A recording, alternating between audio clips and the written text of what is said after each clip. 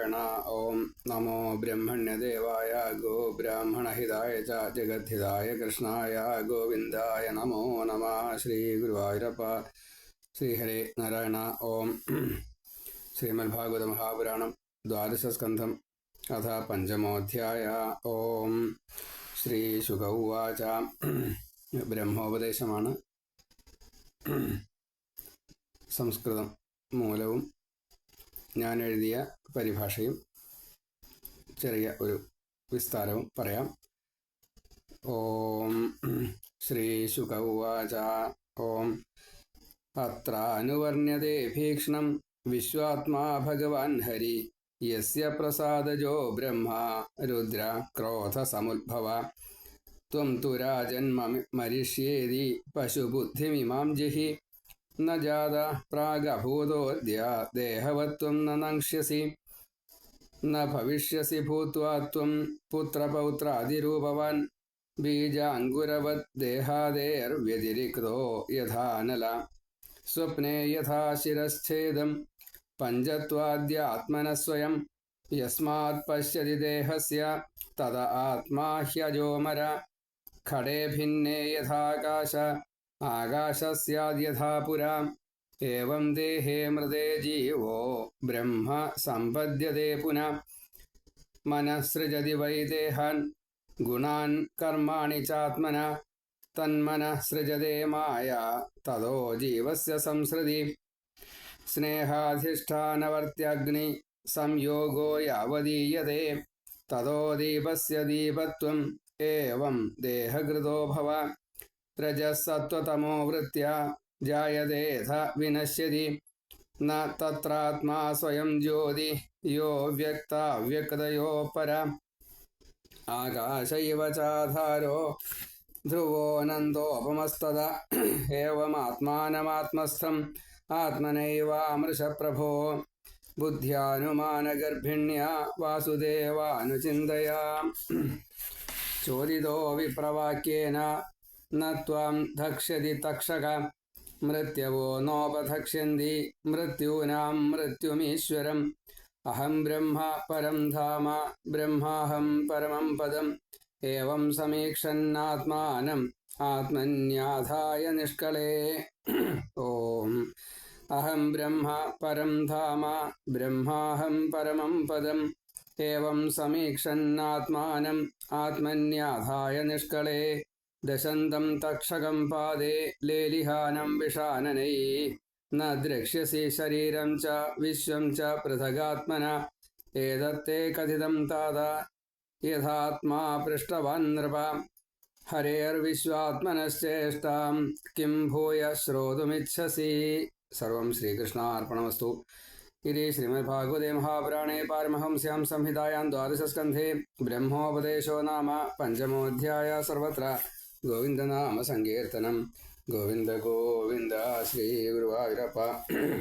ഓം ശ്രീമദ്ഭാഗവത മഹാപുരാണം സംജ്ഞാസംഗ്രഹം. ഓം ശ്രീ ശുകബ്രഹ്മർഷി ചൊല്ലി ശുകനോടായി ശ്രീ ഭഗവാന്റെ പ്രസാദത്താൽ ശംഭുവും ബ്രഹ്മാവും ഇന്ദ്രാദിദേവകളും ഋഷി മുഖ്യർ മനു തൊട്ട ശ്രേഷ്ഠരും വിഷ്ണുവിൻ പാദകമലത്തെ ആശ്രയിക്കും സ്ഥിരം നാമം സ്തുതി ചൊല്ലും ഭക്തിയുണ്ടാകുവാൻ ശുദ്ധചിത്തൻ പരീക്ഷിത്തെ ശ്രവിക്കണം. ദേഹമോഹം വിട്ട പേടിയെ തീർക്കണം. തക്ഷകൻ വന്നു കടിച്ചു മരിക്കുമീ ചിന്ത വിടൂ ജീവൻ ദേഹമല്ലോർക്കണം. ആത്മാവാമങ്ങേക്ക് മൃത്യുജനനവും ഇല്ലെന്നറിയണം. നിത്യനായി തോന്നണം. വൃക്ഷത്തിലുണ്ടായ വിത്തിനാൽ വൃക്ഷവും ഉണ്ടാവും വേറൊന്ന ജീവനുമങ്ങനെ. പുത്രപൗത്രാദിയാൽ നാം വളരില്ലിഹ ഏകനാമങ്ങും സ്വതന്ത്രൻ പരംപുമാൻ. അഗ്നി വിറകിലുണ്ടെങ്കിലും വേറെയായി നിൽക്കുന്നു ദേഹത്തിൽ ദേഹിയായി ബദ്ധനായി. സ്വപ്നത്തെ സാക്ഷി അറിയുന്ന പോലെ ഈ ദേഹവും കാണണം. സ്വപ്നം ഫലിച്ചിടാം. വ്യോമത്തിലെത്തും ഘടാകാശവും തഥാ ഒപ്പം ഗൃഹാകാശമീ മഹാകാശമായി മാറുന്നു സ്വത്വമറിയാതെ ഇങ്ങനെ. ജീവനാത്മാവിൽ ലയിക്കുമന്ത്യത്തിലായി ചിത്തവൃത്തി ഒപ്പം കർമ്മത്തിൻ ബാക്കിയും ദേഹം ലഭിക്കുവാൻ കാരണമായിടും. മായയാൽ ബദ്ധനായി സ്വത്വം മറന്നിടും. ആത്മാവിനെ അറിയാതെ അലഞ്ഞിടും. എണ്ണ തിരി തീ വിളക്കിവ വേണ്ട പോൽ ചേർന്നാൽ വെളിച്ചവും ചൂടും ലഭിച്ചിടും. എണ്ണ തിരി തീർന്നാൽ നാളെ മണഞ്ഞിടും. ജീവൻ ലയിക്കും മൂവൃത്തികൾ തീരുകിൽ. മുഗുണബന്ധത്താൽ ദേഹബന്ധം തഥാ മുഗുണം വിട്ടാൽ നാം ബ്രഹ്മമായി മാറിടും. ജാഗ്രത്തിൽ സ്ഥൂലവും സ്വപ്നത്തിൽ സൂക്ഷ്മവും. ജാഗ്രത്തിൽ സ്ഥൂലവും സ്വപ്നത്തിൽ സൂക്ഷ്മവും ഇല്ല അരൂപിയാം ആത്മാവിനെപ്പോഴും. ബ്രഹ്മത്തെ ഊഹിക്കാൻ മാത്രമേ മർത്യന് സാധിക്കൂ. എങ്കിലും ജീവനെ ചേർത്തിടാം. ശൃംഗിതൻ ശാപമോ തക്ഷകദംശമോ ഏശില്ല ദേഹത്തിനെന്തോ ഭവിക്കിലും. അന്നു ഭയപ്പെട്ടു ദേഹമോഹത്തിനാൽ ഇന്നങ്ങു ബ്രഹ്മമായി തീർന്നു. ഭയാദികൾ ആത്മജ്ഞനായി പഞ്ചഭൂത വിഷയവും വിട്ടു പ്രപഞ്ചവും ബ്രഹ്മമായി ഭവാൻ. സിന്ധുവിലെത്തും നദീസ്വത്വം പോണ പോൽ അങ്ങയെ ദംശിക്കും തക്ഷകൻ പോയിടും. മൃത്യുദേവൻ പോലും ആത്മാവായി മാറിടും. ഞാൻ ബ്രഹ്മമാണെന്നുറപ്പിച്ചറിയുകയാൽ കാണില്ല പാമ്പിനെ ഏശില്ല ദംശനം. മൃത്യു അറിയില്ല ചേരും തിരസമം. സച്ചിദാനന്ദ സമുദ്ര തിരകളി തക്ഷകൻ മൃത്യു പരീക്ഷിത് പ്രപഞ്ചവും. എന്നതുപോൽ മനമൊന്നായി കാൺകയാൽ സംശയം തീർന്നു മരിക്കും നരനുടെ. കർത്തവ്യം എന്തെന്ന ചോദ്യത്തിനുത്തരം ബ്രഹ്മോഹമസ്മി ഈ ഭാവത്തിലെത്തലായി. ദ്വന്ദ്ങ്ങൾ തൻ കർമ്മവാസന തീർന്നുപോയി ഭക്തി കൊണ്ട് ഹരിലീലാസ്മരണയാൽ. 7 ദിനം ഉള്ളു ചുട്ടു വിളിക്കണം ലീനനായി എന്തിനീ കേൾക്കണം സത്തമാം. സ്കന്ധം 12 അധ്യായം 5 സമാപ്തം. സർവത്ര ഗോവിന്ദനാമ സങ്കീർത്തനം. ഗോവിന്ദ ഗോവിന്ദ. ശ്രീ ഗുരുവായൂരപ്പ ശരണം നാരായണ. ഭഗവാന്റെ നാഭീപത്മത്തിൽ നിന്ന് ബ്രഹ്മാവ് ഉണ്ടായി. ബ്രഹ്മാവിൻ്റെ ഭ്രൂമധ്യത്തിൽ നിന്ന് രുദ്രനുണ്ടായി. ഭഗവാനും ബ്രഹ്മാവും ശിവനും ഭഗവാൻ തന്നെയാണ്. ആ ഭഗവത് ലീലയുടെ സൃഷ്ടിസ്ഥിതി സംഹാരാദികൾ ചെയ്യുന്നതാണ്. അതിൻ്റെ വിസ്താരങ്ങൾ, അതുകൊണ്ട് നമുക്ക് കിട്ടുന്നതായിട്ടുള്ള ജ്ഞാനം, അതാണ് ഭാഗവതം. ഇത് കേട്ടാൽ ഭക്തനാവും, മനഃശുദ്ധി നേടും. മനസ്സ് ശുദ്ധമായാൽ മാത്രമേ ഭാഗവത ശ്രവണത്തിന് അധികാരമുണ്ടാവൂ എന്നാണ് നിയമം. നമ്മൾ പക്ഷേ മനസ്സ് ശുദ്ധാവാൻ വേണ്ടിയിട്ട് ഭാഗവതം കേൾക്കണം. തക്ഷകൻ കടിച്ച് ഇന്ന് ഞാൻ മരിക്കും, ഈ ചിന്ത പരീക്ഷത്തെ അങ്ങ് ഉപേക്ഷിച്ചോളൂ. കാരണം മരണം ശരീരത്തിനാണ്, ജീവാത്മാവിനല്ല. അങ്ങ് ജീവാത്മാവാണ്. പരമാത്മാവായിട്ട് ലയം സാധ്യമായിരിക്കണു. അങ്ങ് ജനിച്ചിട്ടില്ല, മരിക്കണമില്ല. ഈ പ്രപഞ്ചം അത് അങ്ങയെ ബാധിച്ചിട്ടുമില്ല.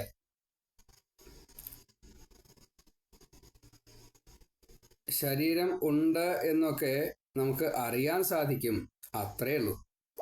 അതുമായിട്ട് ജീവന് പരമാവധി ബന്ധം ഒരു ദേഹത്തിൽ കയറി ആ ദേഹം നശിക്കുന്നത് വരെയാണ്. വിറകിലെ അഗ്നി സ്വതന്ത്രമായിട്ട് നിൽക്കണ പോലെ ഈ ശരീരത്തിലെ ജീവൻ സ്വതന്ത്രമായിട്ട് നിലനിൽക്കണം. സ്വപ്നത്തിൽ തല മുറിഞ്ഞാലും നമ്മൾ മരിക്കില്ല. ഉണർന്നു കഴിഞ്ഞാൽ പഴയ ഞാൻ തന്നെയായിട്ട് നമ്മൾ പ്രവർത്തിക്കണു. ആ സാക്ഷിയാണ് ഈ ആത്മാവ്. ശരീരം നശിക്കും, അപ്പോൾ ആത്മാവിന് നാശമുണ്ട് എന്ന തോന്നൽ, അതുപോലും ഈ മരണഭയത്തെക്കുറിച്ച് ആവശ്യമില്ലാത്തതാണ്. ഇത് അറിയുന്നതായിട്ടുള്ള സാക്ഷിയാണ് പരമാത്മാവ്. ശരീരം നശിക്കും, ആത്മാവിന് നാശമില്ല. ഉടഞ്ഞ കുടത്തിലെ ആകാശം അത് ഗൃഹാകാശത്തിലേക്കും അത് മഹാകാശത്തിലേക്കും. ഈ ജീവന് ഇത്രയേ ഉള്ളൂ, ബ്രഹ്മത്തിലേക്ക്. അത് എപ്പോഴാണോ ഈ ദേഹലബ്ധി ഇനി വേണ്ടാത്ത രീതിയിൽ കർമ്മവാസനയും കാമബാക്കിയും മുഴുവൻ തീരുന്നത്, അപ്പോൾ ശരീരത്തോട് കൂടിയിട്ട് ജീവിക്കുമ്പോൾ നാനാത്വം വരും, അഹമ്മമ വരും. കാരണം ഇത് സ്വീകരിക്കുന്നത് മനസ്സാണ്. ഈ ശരീരത്തെ പ്രവർത്തിപ്പിക്കാൻ പ്രേരിപ്പിക്കുന്നത്, ഇന്ദ്രിയങ്ങളിലൂടെ സ്വീകരിക്കുന്നത് ഒക്കെ മനസ്സാണ്. മനസ്സിനെ മായയാണ് സൃഷ്ടിക്കുന്നത്. മനസ്സ് ജീവൻ്റെ ഒപ്പം എപ്പോഴും ഉണ്ടാവും, മരിച്ചാലും ഉണ്ടാവും.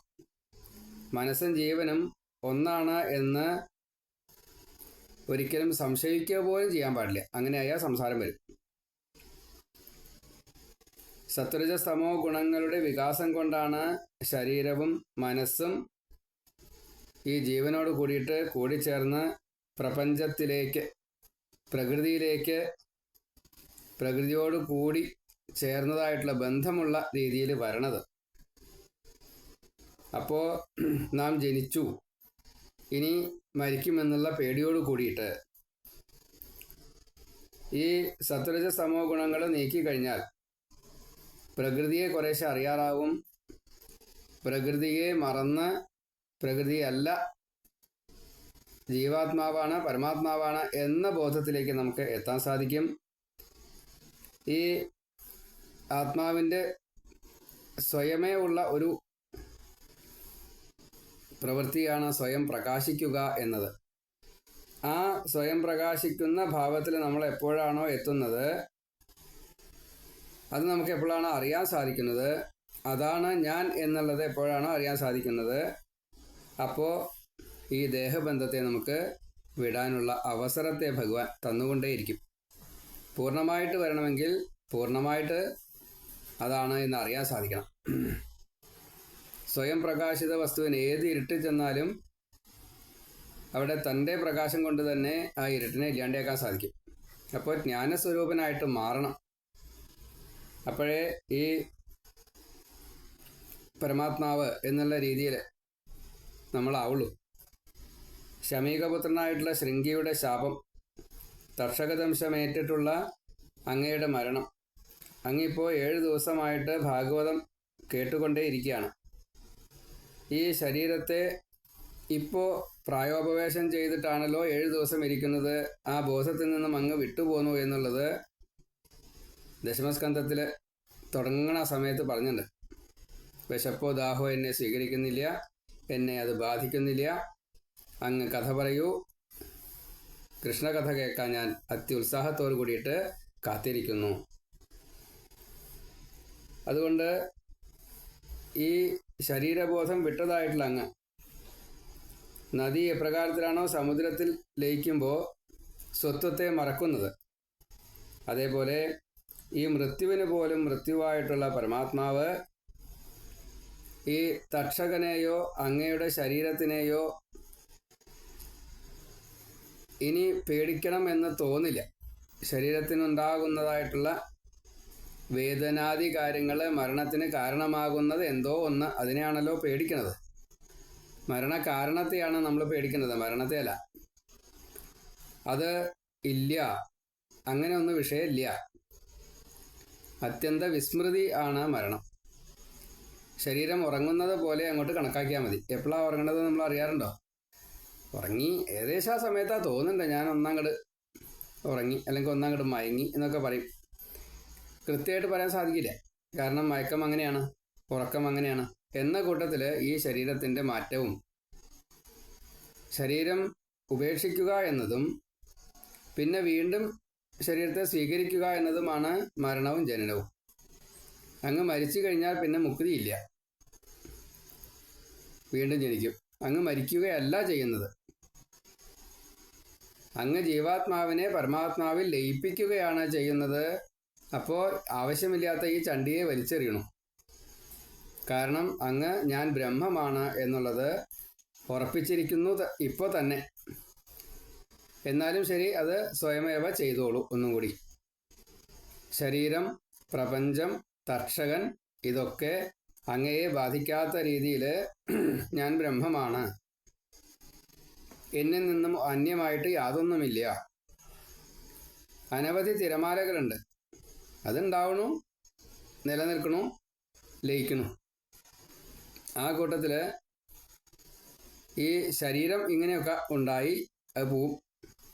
അതും ഈ ജീവനും തമ്മിൽ യാതൊരു ബന്ധമില്ല.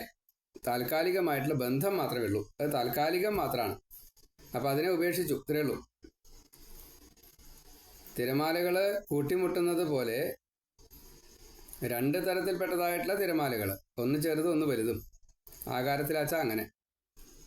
ഇനി അതിൻ്റെ ഗുണസ്വഭാവങ്ങളാണെന്ന് വെച്ചാൽ ഒരു തിരമാലയിൽ നിറച്ച് ചെളിവെള്ളമാണെന്ന് കൂട്ടുക, മറ്റൊരു തിരമാലയിൽ അതിൽ പൊന്തി കിടക്കുന്നതായിട്ടുള്ള പൊങ്ങുതടി കാര്യങ്ങളൊക്കെ ഉണ്ടെന്ന് കൂട്ടുക. അതല്ലെങ്കിൽ അതിൽ കുറേ നീന്തി വരുന്നതായിട്ടുള്ള ആരെങ്കിലും അല്ലെങ്കിൽ തോണി ഒക്കെ ഉണ്ടെന്ന് കൂട്ടുക. തിരമാല എല്ലാം ഒന്ന് തന്നെയാണ്, പക്ഷെ അതിൽ കൊണ്ടുവരുന്ന സാധനങ്ങളൊക്കെ വ്യത്യാസമുണ്ട്. എന്ന കൂട്ടത്തിൽ ഈ ശരീരത്തിന് ചില ഭേദമാറ്റങ്ങളൊക്കെ ഉണ്ടാവാം, അത്രയേ ഉള്ളൂ. അപ്പം അതിനെ അങ്ങ് പേടിക്കണ്ട. ഒന്ന് തക്ഷകനോട് കൂടിയിട്ടാണ്, മറ്റത് മർത്യദേഹത്തോട് കൂടിയിട്ടാണ് രാജാവാന്നൊക്കെ പറയണു, ഇത്രയേ ഉള്ളൂ.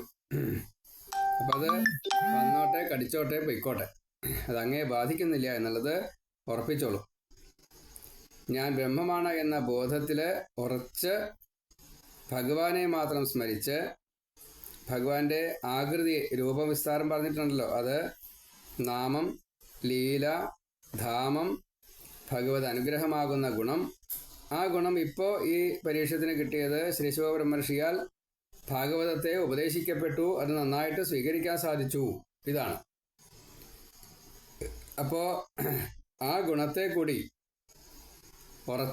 ഉറപ്പിച്ച് വിശ്വസിക്കുക. ദേഹത്തെ അങ്ങ് ഉപേക്ഷിച്ചോളൂ. കർമ്മവാസന നശിച്ചല്ലാതെ കണ്ട്, ഈ മനസ്സിനെ പരിപൂർണമായിട്ട് ലയിപ്പിച്ചല്ലാതെ കണ്ട് അങ്ങക്ക് ജീവന് പരമാത്മാവിൽ ലയിക്കാൻ സാധിക്കില്ല. മുക്തി, പരിപൂർണമായിട്ടുള്ള മുക്തി കിട്ടില്ല. അതുകൊണ്ട് ഞാൻ ബ്രഹ്മമാണ് എന്നുള്ളത് ഉറപ്പിച്ചോളൂ. ഇപ്പോൾ അതിന് അങ്ങക്ക് ഭക്തിയുണ്ട്. ഭക്തിയുള്ള ഒരു ജീവന് മാത്രമേ മുക്തി കിട്ടുള്ളൂ. ഭഗവത് കഥ ഇപ്പം അങ്ങ് കേട്ടിരിക്കണു. ഇനി എന്തെങ്കിലും സംശയമുണ്ടോ? ഞാൻ എന്തെങ്കിലും പറഞ്ഞു തരേണ്ടതുണ്ടോ? വേദത്തിൻ്റെ സൂത്രവാക്യം തന്നെ അതാണ്. പ്രജ്ഞാനം ബ്രഹ്മ, അഹം ബ്രഹ്മാസ്മി, തത്വമസി, അയം ആത്മാ ബ്രഹ്മ, സർവം ഖല്ലിതം ബ്രഹ്മ. വിശേഷേണയുള്ള ജ്ഞാനം തന്നെയാണ്, ജ്ഞാനസ്വരൂപമായിട്ട് മാറലാണ് ബ്രഹ്മം. ഞാൻ എന്ന ജീവാത്മാവ് ബ്രഹ്മം തന്നെയാണ്, അത് നീ തന്നെയാണ്. തത് ത്വം അസി. അത് എന്നുള്ളത് ബ്രഹ്മം, നീ, ഞാൻ എന്ന് വെച്ചാൽ ഈ ജീവൻ, അസി ആകുന്നു. ഇത് തന്നെയാണ് ബ്രഹ്മം. സഹ അഹം അസ്മി. അഹം സഹ അസ്മി, ഞാൻ ആ ബ്രഹ്മം ആകുന്നു. അഹം സഹ അസ്മി, അഹം ബ്രഹ്മ അസ്മി. സഹ അഹം അസ്മി, ഭഗവാൻ ഞാൻ ആകുന്നു, ഞാൻ ഭഗവാൻ ആകുന്നു. പിന്നെ അസ്മി പോയി, അഹം പോയി, ഞാൻ എന്നുള്ള ഭാവമില്ല, പിന്നെ സഹ എന്ന് മാത്രമായി. അപ്പം അങ്ങനെ അങ്ങ് ബ്രഹ്മത്തിലെത്തിക്കോളൂ. ഇനി എന്തെങ്കിലും അറിയാണ്ടുണ്ടോ? വല്ലതും സംശയമുണ്ടോ? ഒരു സംശയവുമില്ല, ഉറപ്പിച്ച് പറയാണ്. പരീക്ഷത്തിൻ്റെ മുക്തി ഇപ്രകാരത്തിൽ ശ്രീശുക ബ്രഹ്മർഷി സാധിപ്പിച്ചു കൊടുത്തതിൻ്റെ ശേഷം സൂതൻ പറയാണ്, ഭാഗവതം പറഞ്ഞ് നിർത്തി കഴിഞ്ഞപ്പോൾ പരീക്ഷത്ത് എഴുന്നേറ്റു, ശ്രീശുക ബ്രഹ്മർഷിയെ പ്രദക്ഷിണം വെച്ച് നമസ്കരിച്ചു. കാരുണ്യമൂർത്തിയായിട്ടുള്ള ഭഗവാൻ തന്നെയായിട്ടുള്ള എൻ്റെ ഗുരുവായിട്ടുള്ള ലോകർക്ക് മുഴുവൻ ഭാഗവതം പറഞ്ഞു കൊടുത്തതായിട്ടുള്ള എനിക്ക് അത് മുഴുവനായിട്ട് കേട്ട് ഞാൻ സിദ്ധനായിരിക്കുന്നു, ധന്യനായിരിക്കുന്നു, അനുഗ്രഹീതനായിരിക്കുന്നു. ഈ സംസാരത്തിൽപ്പെട്ട് ഞാനും കുറച്ചൊരു സംശയത്തിലായിരുന്നു, അതെനിക്ക് തീർന്നിരിക്കുന്നു. ഇത് ബാക്കിയുള്ളവർക്കും അതേപോലെ തന്നെ കിട്ടുമല്ലോ. ഇത് അങ്ങയുടെ ദയ തന്നെയാണ്. അജ്ഞാനം തീർക്കുന്നതായിട്ടുള്ള ഈ ഭാഗവത കഥ, ഭഗവാന്റേതായിട്ടുള്ള ഈ കഥ, ഭഗവാന്റെ ഉപദേശമായാലും ശരി, ഭഗവാനെ സ്തുതിക്കുന്നതായാലും ശരി, ഭഗവത് അനുഗ്രഹമായാലും ശരി, അത് ഈ ഭാഗവതം അങ്ങയിൽ നിന്ന് എനിക്ക് കേട്ടുകഴിഞ്ഞപ്പോൾ ധന്യോഹമസ്മി, അഹം ബ്രഹ്മാസ്മി, ഇനി എന്നെ തക്ഷകനോ മരണോ ഇതൊന്നും എന്നെ ബാധിക്കില്ല. എനിക്ക് അനുവാദം തരൂ. യോഗശക്തി കൊണ്ട് ഞാൻ എൻ്റെ ഈ ജീവനെ ബ്രഹ്മത്തിലേക്ക് ലയിപ്പിക്കട്ടെ. ശരീരേന്ദ്രിയ മനഃപ്രാണ ജീവതത്വാദികളെ മുഴുവൻ ഞാൻ ക്രമത്തിൽ ദ്രവ്യം, കർമ്മം, കാലം, സ്വഭാവം, ജീവൻ ഇത് ക്രമേണയായിട്ട് മുഴുവൻ ഇല്ലാണ്ടാക്കിയിട്ട് ഞാൻ ബ്രഹ്മത്തിലേക്ക് ലയിപ്പിക്കട്ടെ. എൻ്റെ മനസ്സ് ഇളകാത്ത വിധം ഭഗവന്മയമായിരിക്കുന്നു. ഞാൻ ഭഗവാൻ തന്നെയാണ്. ശരി എന്ന് ഗുരു അറിയിച്ചുകൊണ്ട് എങ്കിൽ ഞാൻ യാത്രയാവുന്നു. ഗുരു അവിടെ നിന്നും, ശ്രീശുക ബ്രഹ്മർഷി അവിടെ നിന്നും മറയുകയാണ്. ഒപ്പം അദൃശ്യരായിട്ടുള്ള അനവധി ശിഷ്യന്മാരുണ്ടായിരുന്നു. അവരും യാത്രയായി. അപ്പോൾ ശിഷ്യൻ മാത്രമായി ബാക്കി. പിന്നെ മഹാബ്രാഹ്മണരെല്ലാവരും ഉണ്ടായിരുന്നു. പരീക്ഷത്തിന് ഈ തൻ്റെ ഗുരുവിൻ്റെ ഒപ്പം ഇരുന്നു കൊണ്ട്, തൻ്റെ ഭഗവാന്റെ ഒപ്പം ഇരുന്നു കൊണ്ട്, മഹാബ്രാഹ്മണന്മാരുടെ ഒപ്പം ഇരുന്നു കൊണ്ട് മുക്തി എന്നതാണ് സാമാന്യേന പറയാറുമെങ്കിലും ശ്രീശുക ബ്രഹ്മർഷി മറിഞ്ഞതിൻ്റെ ശേഷമാണ് ഈ പരീക്ഷിത്ത് സ്വയമേവ മുക്തനാകുന്നത്. അതിൻ്റെ ഒരു വിധിയും അതാണ്. ഗുരുവിൻ്റെ സാന്നിധ്യം ആവശ്യമില്ല. ഭഗവാനാണെങ്കിൽ സന്നിഹിതനാവാം, ഗുരു ആണെങ്കിൽ വേണമെന്നില്ല. അതാണ്. അപ്പോൾ ശ്രീശുക ബ്രഹ്മർഷി അവിടെ നിന്ന് മറിഞ്ഞു. പരീക്ഷിത്ത് നിർവികൽപ്പ സമാധിയിൽ ഗംഗാതീരത്ത് വടക്കോട്ട് തിരിഞ്ഞിരുന്ന് ബ്രഹ്മനിഷ്ഠനായി ഞാൻ ബ്രഹ്മം തന്നെയാണ് എന്ന് ഉറപ്പിച്ചു. ബ്രഹ്മത്തിലേക്ക് ലയിച്ചു. അപ്പോൾ ആ സമയത്ത് ലയിച്ചതിന് ശേഷമാണ് തക്ഷകൻ ബ്രാഹ്മണ വേഷത്തിൽ കുറച്ച് നാഗങ്ങളെ കൂടി കൂട്ടി വന്ന് ഈ വഴിക്ക് കണ്ടതായിട്ടൊരു ആലിൻ്റെ ചുവട്ടിലൊരു മറ്റേ കശ്യപൻ ഇരിക്കുന്നുണ്ട്. ഈ പാമ്പന്മാരുടെ അച്ഛനാണ്. അപ്പോൾ കശ്യപൻ അവിടെ ഇരിക്കുന്നുണ്ട്. തക്ഷകന് ത്രികാലജ്ഞാനമുണ്ട്, ദേവനാണ്, ദേവത്വമുണ്ട്, അമൃത് കഴിച്ചിട്ടുണ്ട്. അപ്പോൾ അതുകൊണ്ട് മരണമില്ല. പോണ വഴിക്ക് ഈ തക്ഷകനെ തടുക്കാൻ വേണ്ടിയിട്ടാണ് അച്ഛൻ കശ്യപൻ അവിടെ ഇരിക്കുന്നത്. അപ്പോൾ അടുത്ത് ചെന്ന് ലോക്യം പറഞ്ഞു. അവിടെ അച്ഛനെ നമസ്കരിച്ചില്ല, കാരണം മനസ്സുകൊണ്ട് നമസ്കരിച്ചിട്ടുണ്ടാവും. എങ്കിലും ബ്രാഹ്മണനെ നമസ്കരിക്കുക എന്നുള്ള നിലയ്ക്ക് അതൊക്കെ ചെയ്തു. അങ്ങെന്താ അവിടെ ഇരിക്കണേ എന്നൊക്കെ ചോദിച്ചത്. അപ്പോൾ കശ്യപനും ത്രികാലജ്ഞാനമുണ്ട്, തക്ഷകനും ത്രികാലജ്ഞാനമുണ്ട്. എങ്കിലും അവർ തമ്മിലിട്ട് പറയുകയും ചെയ്തു. ഞാൻ പരീക്ഷിത് രാജാവിനെ കടിക്കാൻ പോകുന്ന തക്ഷകനെ തടുക്കാനിരിക്കുന്നയാളാണ്, അതിന് ഉപായം കണ്ടുകൊണ്ടിരിക്കുകയാണ്. എന്നാൽ ആ തക്ഷകനാണ് ഞാൻ. അപ്പോൾ രണ്ടുപേരും ബ്രാഹ്മണരാണ്, അങ്ങോട്ടും ഇങ്ങോട്ടും അച്ഛനും മകനാണ്, മനസ്സിലായി. അപ്പം അതുകൊണ്ട് അവർ തമ്മിൽ ഒരു സംവാദം ഉണ്ടായി. അപ്പോൾ ഒരു പരീക്ഷണം ഉണ്ടായി. അങ്ങയുടെ വിഷവീര്യത്തെ ഞാൻ ഇറക്കാൻ കൂട്ടിയാൽ പറ്റും എന്ന് പറഞ്ഞു അച്ഛൻ. അത് പറ്റില്ല എന്ന് മകനും പറഞ്ഞു. എന്നാ കാണട്ടെ എന്നായി. ആലിൻ്റെ മുകളിൽ ഒന്ന് സ്പർശിച്ചു വിഷം. തക്ഷകന്റെ വീര്യം ആല് ഭസ്മമായിപ്പോയി. അപ്പോൾ കമണ്ടലൂരിൽ ജലം കശ്യപ്പെടുത്ത് ഒന്ന് തളിച്ചു. അപ്പോൾ ആല് പഴയ പോലെ ആലായി. അപ്പോൾ തക്ഷകൻ ശരിക്കും നമസ്കരിച്ചു. അച്ഛാ, ബ്രാഹ്മണ ബാലന്റെ വാക്ക് സത്യമാക്കി തീർക്കണ്ടേ? അങ്ങേക്ക് എന്താ വേണ്ടത്? ഞാൻ എന്താ വെച്ചാൽ തരാം. എൻ്റെ കയ്യിലുള്ള മുഴുവനും ഞാൻ അങ്ങേക്ക് തരാം. ആ വാക്ക് സത്യമാക്കി തീർക്കണ്ടേ? അപ്പോൾ രാജാവില്ലാച്ചാൽ പ്രജകളൊക്കെ വല്ലാണ്ട് ബുദ്ധിമുട്ടും. ഈ രാജാവാണ് ചില ഭക്തനാണ്, മരണത്തിൽ നിന്ന് രക്ഷിച്ചാൽ എന്താ കുഴപ്പം എന്ന് ചിന്തിച്ചു പറഞ്ഞു. പക്ഷേ സ്വയമേവ വിശകലനം ചെയ്തു. ത്രികാലജ്ഞാനമുണ്ട്, ഹോരാശാസ്ത്രം കശ്യപൻ സ്വയമേവ ചിന്തിച്ചു കഴിഞ്ഞപ്പോൾ ആയുസ് കഴിഞ്ഞിരിക്കണു പരീക്ഷിതൻ്റെ. ഇവിടെ മരണം സംഭവിച്ചിറക്കണം. മരണമല്ല, മുക്തി സംഭവിച്ചിറക്കണം. പിന്നെ ഞാൻ അതിൽ വീണ്ടും ഇടപെട്ടിട്ട് ആദ്യം ഈ പ്രാരബ്ധത്തിലേക്ക് കൊണ്ടുവരിക എന്ന് പറഞ്ഞു കഴിഞ്ഞാൽ അതിൻ്റെ സാരം ഞാനല്ലേ തെറ്റുകാരനാവുക. അത് ഭഗവാന് സമ്മതാവില്ല. ബ്രാഹ്മണന്റെ വാക്ക് അത് ശരിയാവൂല. അപ്പം അതുകൊണ്ട് ഞാനതിനെ ഉപേക്ഷിക്കണു. അപ്പോൾ തക്ഷകനിലുള്ള എന്താണോ കയ്യിലുള്ള രത്നമായാലും വേണ്ടില്ല, സ്വത്തായാലും വേണ്ടില്ല, ധനമായാലും വേണ്ടില്ല, എന്തോ അത് മുഴുവൻ ഈ കശ്യപന് കൊടുത്തുകൊണ്ട് നമസ്കരിച്ചു. അങ്ങനെ അനുമതി വാങ്ങിയിട്ടാണ് പോകുന്നത്. അച്ഛൻ്റെ അനുമതി വാങ്ങിയിട്ടാണ്, ബ്രാഹ്മണന്റെ അനുമതി വാങ്ങിയിട്ടാണ് ഈ തക്ഷകനും കുറച്ച് പാമ്പുകളും ബ്രാഹ്മണ വേഷത്തിൽ അവിടെ ചെല്ലണത്. അവിടെ ചെന്ന് കഴിഞ്ഞപ്പോൾ അങ്ങോട്ട് കടക്കാൻ പറ്റില്ല എന്ന് പറഞ്ഞു. ഇതൊക്കെ തലേ ദിവസം നടന്ന സംഭവമാണ്. അപ്പം എന്തുകൊണ്ട് കടക്കാൻ പറ്റില്ല? അവിടെ പ്രവേശനം നിഷേധിച്ചിട്ടുണ്ട് എന്ന് പറഞ്ഞു. ബ്രാഹ്മണർക്കും നിഷേധിച്ചിട്ടുണ്ടോ എന്ന് ചോദിച്ചു. ഉണ്ട് എന്ന് പറഞ്ഞു. കാരണം അവിടെ ബ്രാഹ്മണർക്കല്ല നിഷേധം.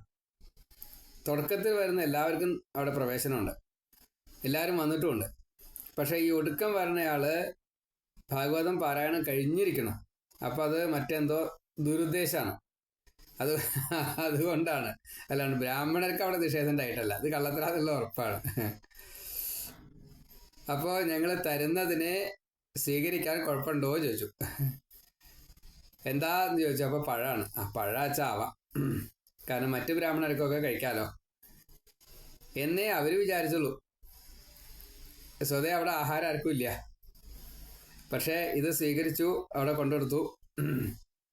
അപ്പോൾ പ്രസാദമായിട്ട് വായന കഴിഞ്ഞാൽ പ്രസാദം കൊടുക്കുക, അങ്ങനെയുണ്ട്. എന്ന കൂട്ടത്തിൽ വായന കഴിഞ്ഞതോട് കൂടിയിട്ട് പ്രസാദം എന്ന നിലയ്ക്ക് പഴത്തെ മുറിച്ചു എന്നതാണ്.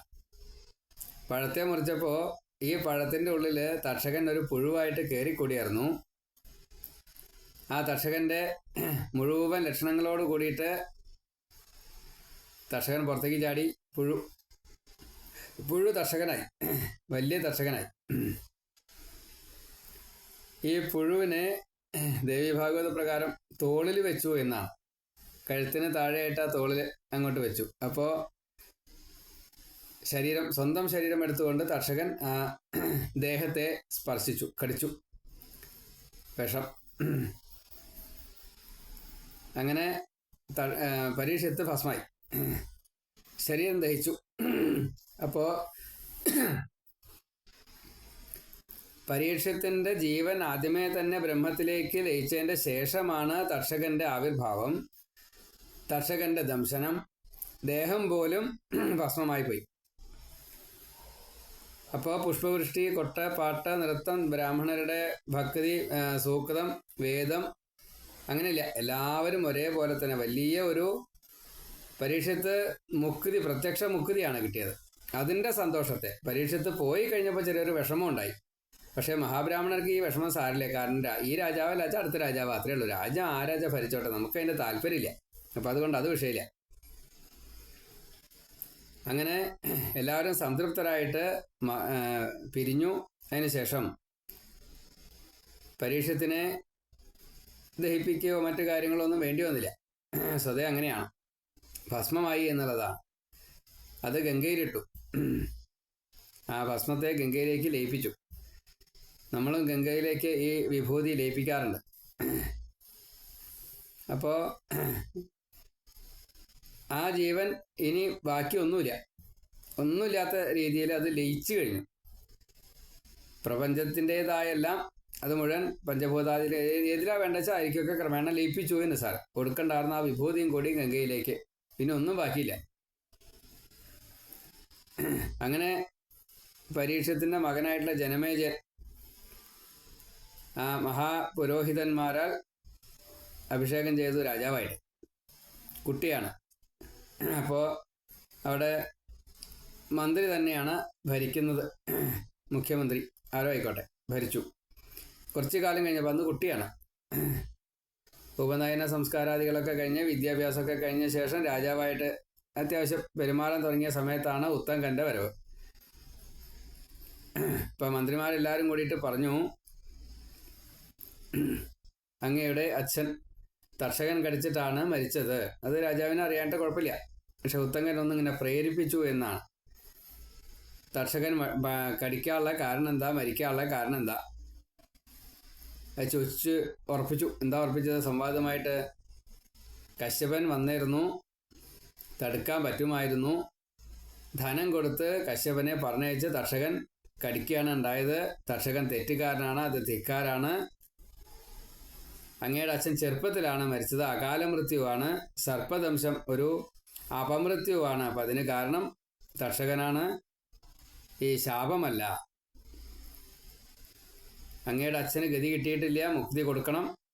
അതുകൊണ്ട് അങ്ങനെ അതിന് വേണ്ടത് എന്താ വെച്ചാൽ അത് ചെയ്യണം എന്ന് പറഞ്ഞു. അപ്പം എന്താ വേണ്ടതെന്ന് ചോദിച്ചു. സർപ്പസത്രം ചെയ്യണം എന്ന് പറഞ്ഞു. പ്രതികാരം ചെയ്യണം തക്ഷകനോട്, പിന്നെ ആവാൻ ബാക്കിയുള്ളതൊക്കെ.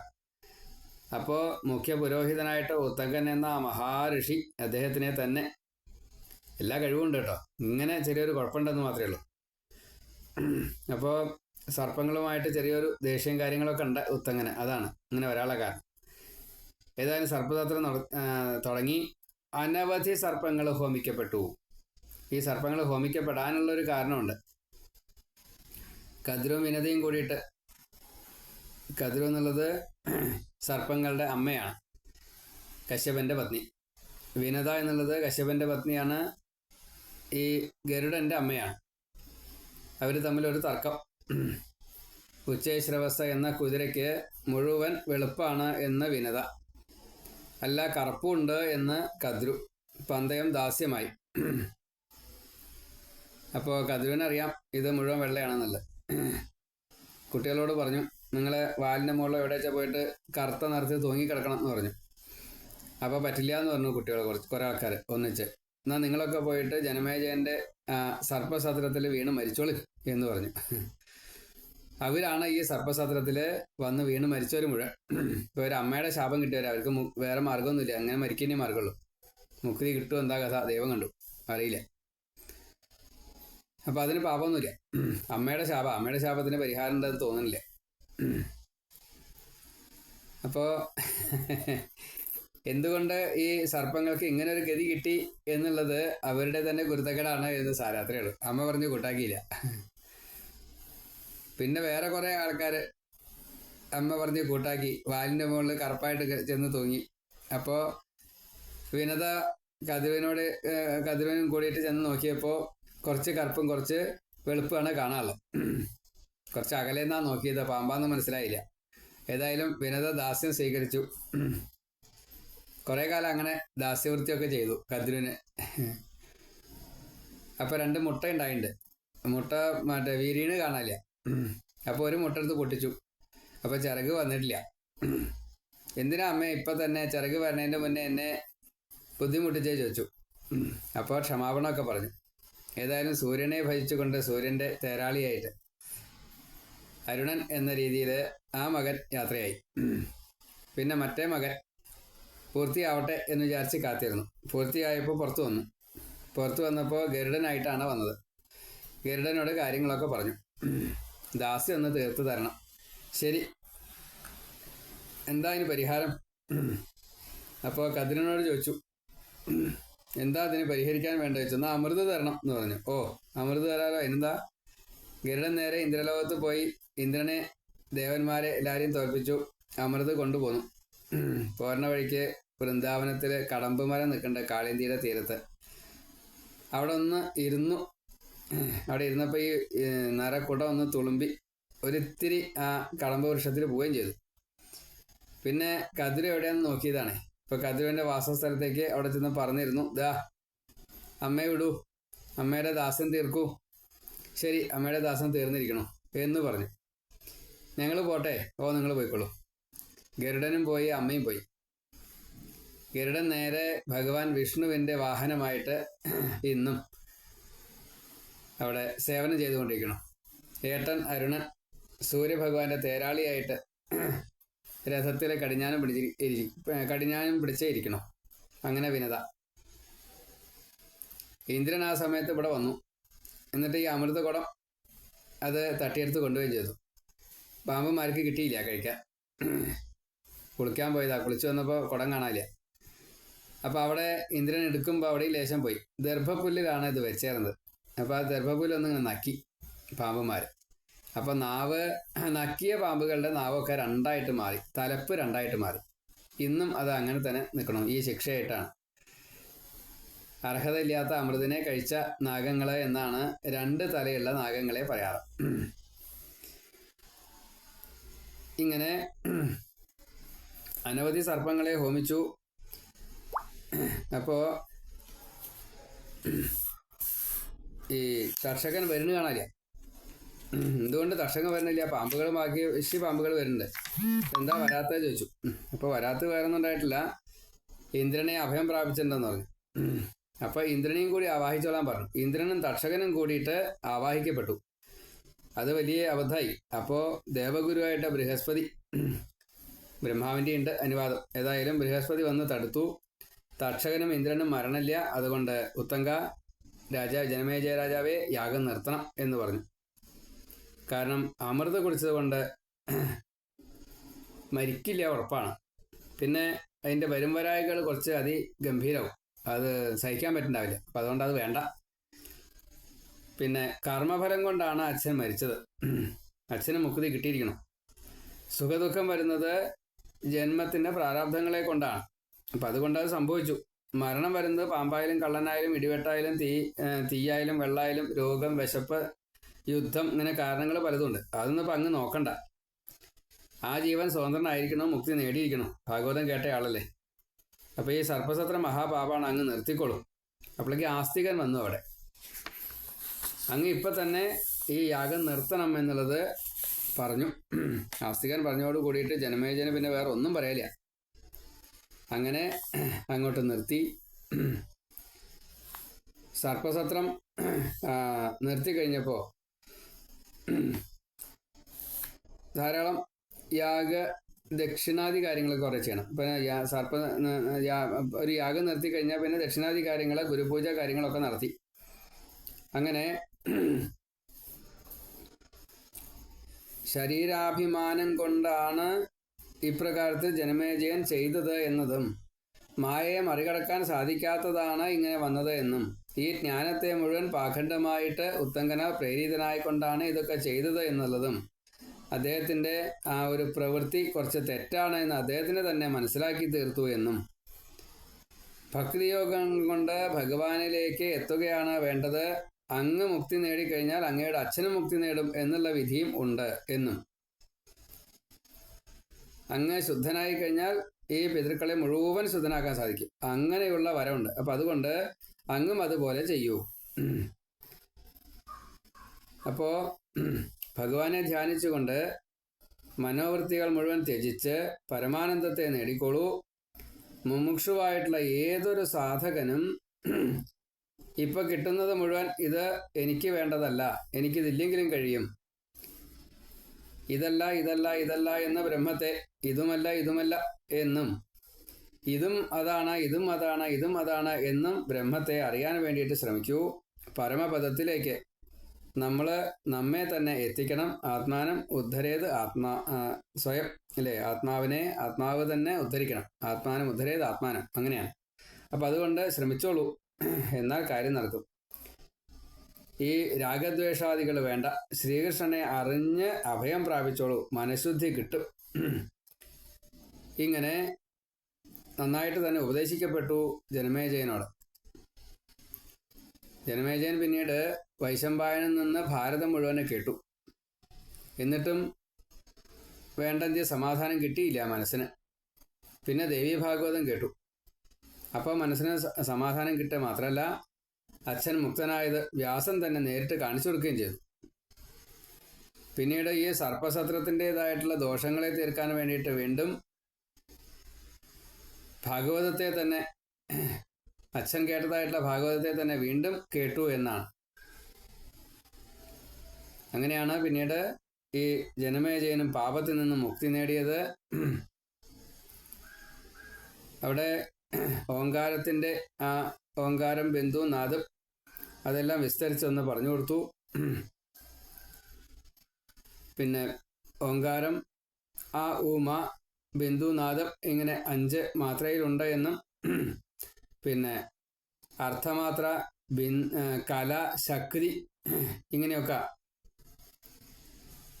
8 ആയിട്ട് പറയാറുണ്ട് എന്നും, ബ്രഹ്മവാചകമായിട്ടുള്ള ശബ്ദബ്രഹ്മമായിട്ടുള്ള ഈ നാദമാണ് നമ്മിൽ ഇപ്പോൾ നമ്മളിങ്ങനെ ചെവി അടച്ചു കഴിഞ്ഞാൽ കേൾക്കുന്നത്, നമ്മുടെ ഈ ഹമ്മിങ് മുഴുവൻ കേൾക്കുന്നത്, ഈ പ്രപഞ്ചത്തിലെ സ്പന്ദനം മുഴുവൻ ഈ ഫ്രീക്വൻസി എന്നുള്ളത് അത് മുഴുവൻ ഈ ശബ്ദമാണ്. അകാരം സാത്വികമായിട്ടുള്ള മുഴുവൻ വേദം, ഋഗ്വേദം മാത്രമല്ല അത് സ്വർഗത്തെ ഉപാസിക്കുന്നവർക്ക് സ്വർഗം കിട്ടും. അതേപോലെ തന്നെ ജാഗ്രതത്തിലും സ്വസ്ഥത കിട്ടും. ഉകാരം രജോ ഗുണം. എല്ലാ വേദങ്ങളുടെയും പൂജാവിധി തൊട്ടുള്ള കാര്യങ്ങളൊക്കെ നന്നായിട്ട് ചെയ്യാൻ സാധിക്കുന്നു. അന്തരീക്ഷത്തെ മുഴുവൻ, നമ്മുടെ സംഗാതി കാര്യങ്ങളെ മുഴുവൻ ശുദ്ധമാക്കാൻ സാധിക്കുന്നു. സ്വപ്നത്തിലും കൂടിയും ഭഗവാനെ അറിയാൻ സാധിക്കുന്നു. ഭഗവാനെ സ്വപ്നത്തിലും കാണാൻ പറ്റുക. മകാരം തമോ ഗുണങ്ങൾ മുഴുവൻ തീർക്കാൻ പറ്റുന്നതായിട്ടുള്ള രീതിയിൽ ഈ പ്രപഞ്ചവും ഭൂമിയുമായിട്ടുള്ള ബന്ധങ്ങളെ മുഴുവൻ ഇല്ലാണ്ടാക്കി സുഷുപ്തിയിലും പോലും നമുക്ക് കുഴപ്പങ്ങളൊന്നും വരാതെ കണ്ട് അവസ്ഥാത്രയങ്ങളെ മുഴുവൻ മറികടക്കാനുള്ള ഭഗവത് അനുഗ്രഹമായിട്ട് വേദത്തിൻ്റെ സാരമായിട്ടുള്ള ശബ്ദബ്രഹ്മമായിട്ടുള്ള ഈ ഓങ്കാരം, അത് വലിയ അനുഗ്രഹമാണ്, ഭഗവാന് തരപ്പെട്ടതാണ്. അതിൽ നിന്നാണ് ഈ പ്രപഞ്ചമൊക്കെ ഉണ്ടായത്. അതിനെ വിസ്തരിക്കുമ്പോഴാണ് നമുക്ക് ഈ 51 അക്ഷരങ്ങളെ വരുന്നത്. 16 സ്വരങ്ങൾ, 25 സ്പർശാക്ഷരങ്ങൾ, അന്തസ്ഥങ്ങളായിട്ട് 4 യാരാലാവ, ഊഷ്മാക്കളായിട്ട് 4 ശാഷാസാഹ, ഹ്രസ്വ ദീർഘ പ്ലുത 3 മാത്രകളായിട്ട് ഈ ബ്രഹ്മാവ് തൻ്റെ 4 മുഖത്തിൽ നിന്നും അക്ഷരങ്ങളെ ഉണ്ടാക്കി, വേദത്തെ ഉണ്ടാക്കി. അതേപോലെ ഗായത്രി തൊട്ടുള്ള മന്ത്രങ്ങളെയൊക്കെ ഉണ്ടാക്കി. കിഴക്ക് ഭാഗത്ത് നിന്ന് ഋഗ്വേദം ഭൂ എന്ന രീതിയിൽ അഗ്നിയുടെ അഗ്നിയാണ് സങ്കല്പിക്കുക. അതേപോലെ തെക്ക് ഭാഗം യജുസ് ഭുവ അന്തരീക്ഷത്തെയാണ്. പടിഞ്ഞാറ് സാമം, അത് സ്വർഗത്തെയാണ്. വടക്ക് അഥർവം പ്രജാപതിമാരാണ്. ഭൂർഭുവസ്വ എന്ന് വ്യാഹൃതികളെയൊക്കെ വിസ്തരിച്ച് പറഞ്ഞു. ഓങ്കാരം അതിൻ്റെ എല്ലാ ഊർധ്വലോകത്തിലും. ഇതൊക്കെ ബ്രഹ്മാവ് മരീചാദി പുത്രന്മാർക്ക് നന്നായിട്ട് ഉപദേശിച്ചു. അവരുടെ പുത്രന്മാർക്ക്, അങ്ങനെ ശിഷ്യർക്ക് ഈ ശിഷ്യ പ്രശിഷ്യ പരമ്പരയ അത് മുഴുവൻ പറഞ്ഞു കൊടുക്കപ്പെട്ടു. ഇത് മുഴുവൻ വേദവ്യാസൻ ഒരു ഗ്രന്ഥമായിട്ട് രചിച്ചു. വേദത്തെ രചിച്ചു. അതിനുശേഷം വേദത്തെ 4 ഗ്രന്ഥമാക്കി. പിന്നെ പുരാണങ്ങളെയൊക്കെ ഉണ്ടാക്കി, ശാസ്ത്രങ്ങളെയൊക്കെ ഉണ്ടാക്കി, ഉപനിഷത്തുകൾ, അതേപോലെ തന്നെ ഇതിഹാസങ്ങൾ 2 ഉണ്ടാക്കി. അതിന് ശേഷമാണ് ഭാഗവതം ഉണ്ടാക്കിയത് എന്നെല്ലാം അവിടെ വിസ്തരിച്ച് പറഞ്ഞു. ഋഗ്വേദം എന്നുള്ളത് ഈ പൈലന് നൽകിക്കൊണ്ടാണ് ഈ വ്യാസൻ.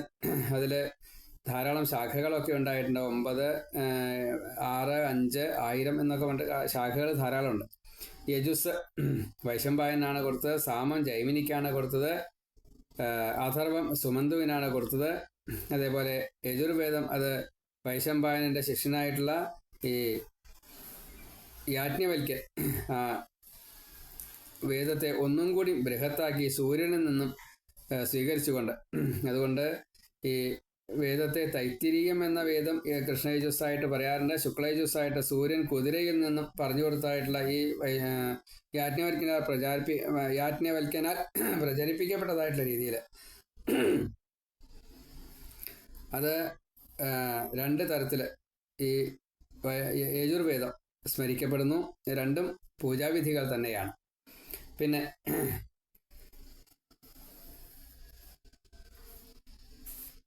ഈ യാജ്ഞവൽക്യന് വിദ്യ കിട്ടിയതിൻ്റെ ഒരു രൂപം കൂടെ അവിടെ പറയുന്നുണ്ട്.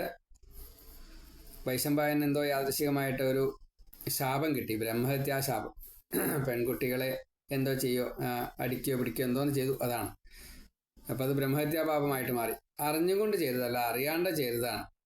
അപ്പം അതിന് തീർക്കാൻ എന്താ വേണ്ടതെന്ന് സ്വയം ചോദിക്കുന്നു. ശിഷ്യന്മാരെല്ലാവരും കൂടിയിട്ട് പറഞ്ഞു, എല്ലാവരും കൂടി ചെയ്യും എന്ന് അങ്ങോട്ടും ഇങ്ങോട്ടും തീരുമാനമായി. അപ്പോൾ യാജ്ഞവൽക്യൻ പറഞ്ഞു, പ്രധാന ശിഷ്യനാണ്, എന്നാൽ ഞാൻ ഒറ്റയ്ക്ക് ചെയ്യാമെന്ന് പറഞ്ഞു. അത് ധിക്കാരായിട്ട് തോന്നി പാവം. അപ്പോൾ എന്നെ ധിക്കരിച്ച നീ ശരിയല്ല, നിനക്ക് കഴിവുണ്ടെന്നുള്ള എനിക്കറിയാം, പക്ഷേ ഞാൻ പഠിപ്പിച്ച വിദ്യയൊക്കെ ഇപ്പോൾ ഉപേക്ഷിച്ചോളൂ എന്ന് പറഞ്ഞു. അത് ഛർദ്ദിച്ചു, വിദ്യ മുഴുവനെ ഛർദ്ദിച്ചു, ഉപേക്ഷിച്ചു എന്ന് സാരം. അത് തിത്തിരിപക്ഷികളായിട്ട് ശിഷ്യന്മാരെടുത്തു. തൈത്തിരീയം എന്നുള്ള ഉപനിഷത്ത് ആയിട്ട് അത് മാറി, വേദശാഖയായിട്ട് മാറി. അപ്പോൾ ആ രംഗത്തെ അവിടേക്ക് ഒന്ന് പറഞ്ഞു. പിന്നെ സാമവേദത്തിനാണ് ഏറ്റവും കൂടുതൽ ശാഖകൾ ഉണ്ടായത് എന്നും പറഞ്ഞു. 1000കണക്കിന് ശാഖ.